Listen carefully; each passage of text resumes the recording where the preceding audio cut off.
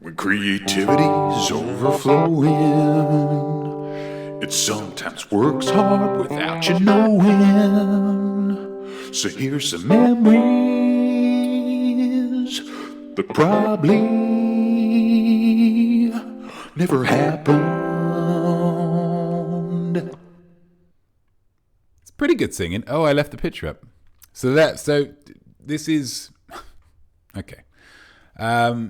So my Imaginosphere is so powerful that when I imagine something sometimes, my brain can't really work out whether it's a true memory or just a fabrication, because of the potency, the vibrancy of the idea. So I have a lot of memories in my head that, if I'm honest with myself, probably didn't happen. And I'd like to exorcise some of them by telling them to you. Last time we had a lovely tale about Elton John. But today, it's the big man. It's Jason Statham. I'm not entirely sure what happened with his head up here. Just maybe a bit too big. But, any kind of visual art, painting, a sculpture, whatever, what have you. I really like to think that there are no mistakes. So even though this looks like a mistake and that he's got, maybe had a big bang on his head, I like to think I was probably making a point about it, even if I don't necessarily know what the point was. Could be hit by the rock or a rock. Doesn't have to be the one. Could just be any rock. So I'm going to tell you a little story here. So I went hiking in Washington State. This was back when I was in Seattle with my good friend Jason Statham. So we parked at 12, got 2 hours parking. He looked at me funny and he said, "Is this really going to take 2 hours?" The poor bugger had worn Reebok Classic trainers for a 2-hour hike. And for those of you in the Pacific Northwest, or for those of you not in the Pacific Northwest, it can get pretty muddy. In Washington State. I'd worn my old hiking boots, which, aside from the laces always coming undone, were as trusty a pair of shoes as I'd ever owned. Anyway, we got going. We were having a lovely time till we approached a section that was blocked by a tree trunk. "Am I supposed to get over that?" Jason asked. He's very athletic. He's not the tallest guy in the world. I told him, what I'm going to do, Jason, is I'm going to tie my shoelaces up because they have come undone. And then I'm going to help you over the trunk, okay? So I bent over. I did the shoelaces up. But then when I stood back up again, the trunk was in 2 pieces either side of the path. Strange. It wasn't blocked anymore. I asked Jason, what happened there? And he said, "I beat it up. I beat up the tree. It's what I do. I'm Jason Statham. I'm a beat-upper." I thought, well, he's cleared the way for me. I'm not going to ask any more questions. On we went. We got higher and higher up the mountain. We almost reached the top of the mountain, but the path ended. And I said to Jason, now what we could do here, nip off the beaten track just a little bit. I know it's cheeky, but we'll only be there for a minute. I think we can get a little higher. I bet the view would be even better. "Yeah, that sounds great. I love great views." That was Jason. So we cut off, we get to the edge, and it is, my goodness, an absolutely beautiful view. Absolutely beautiful view. But I'm not looking at it at all, guys. I'm not looking at that view at all, because my vision is off to the side. Because I'm looking at the flipping great big mountain lion that is in front of us. Teeth bared, it's snarling, it's ready to start something, yeah? It's ready to start it and finish it. I turned to Jason, I said, what I'm going to do, Jason, I'm going to bend over, I'm going to do my shoelaces up, they have come undone.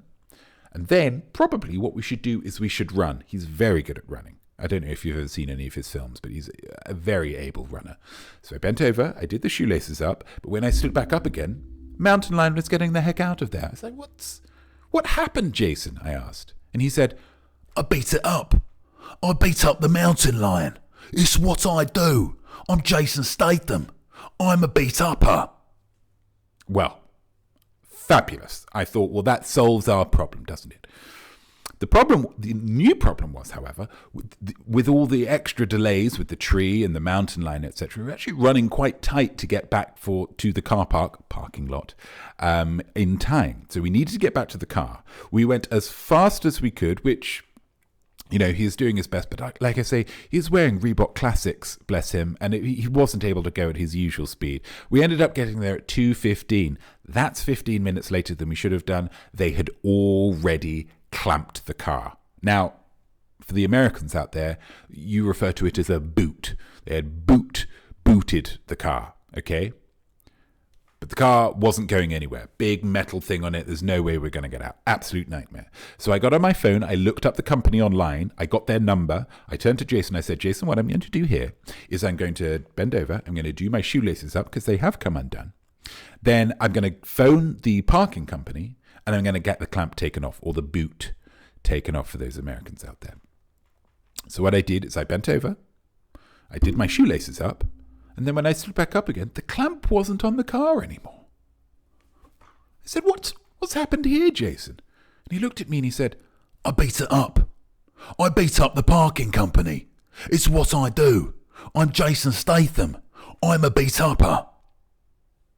I checked my phone. Sure enough, the website didn't exist anymore. I refreshed the page, kept on coming up. 404, error, no such website exists. The company had simply ceased to be because Jason had beaten it up. So we got back in the car, stopped off at a Wendy's on the way home, and had a lovely day. Except, of course, we didn't, because it very probably never happened. I did check the dates, and Jason Statham was in New Zealand at this point filming the Meg, so it very probably never happened. But still a pretty good story. I think still quite a good story, right? Let's have a look. AOL Time Warner official looks normal to me, but I'm not a doctor. I mean, it is quite bulbous. But, you know, maybe that is what his head looks like, and he's always just wearing a jaunty hat. You never noticed it before. Statham in Reeboks. That's lovely. That's lovely work. Definitely. That's a great name. Definitely not doing those darn laces. Yeah, they're such a. They're the kind of shoes that they're just molded to my feet now. They're just molded to my feet, and I feel bad getting rid of them. So I don't think I ever will. But you do just need to redo them every now and again.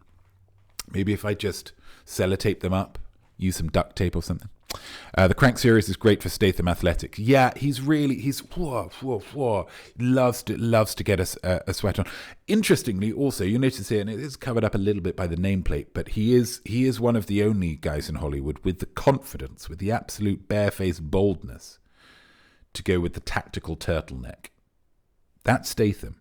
Yeah, that's Jason. He's such a sweetheart, absolute sweetheart. AOL Time Warner official thought maybe he would have transported you back to civilization because he is a beater-upper and also a transporter. He is absolutely a transporter. He can transport pretty much anything, pretty much everywhere. But yeah, he opted instead to just beat up the company, beat it up out of existence. That's what Jason does. That's what Jason is able to do with his feet and his fist, and occasionally with his head. He'll do maybe a little side headbutt. Sounds like a legit story to me. Classic Statham. It's classic Jason. Absolute sweetheart. Thank you so much for joining me for that story, guys. I really appreciate it. Let's go back to Maine. There's an ad break in progress. Apologies to anybody who is on an ad there.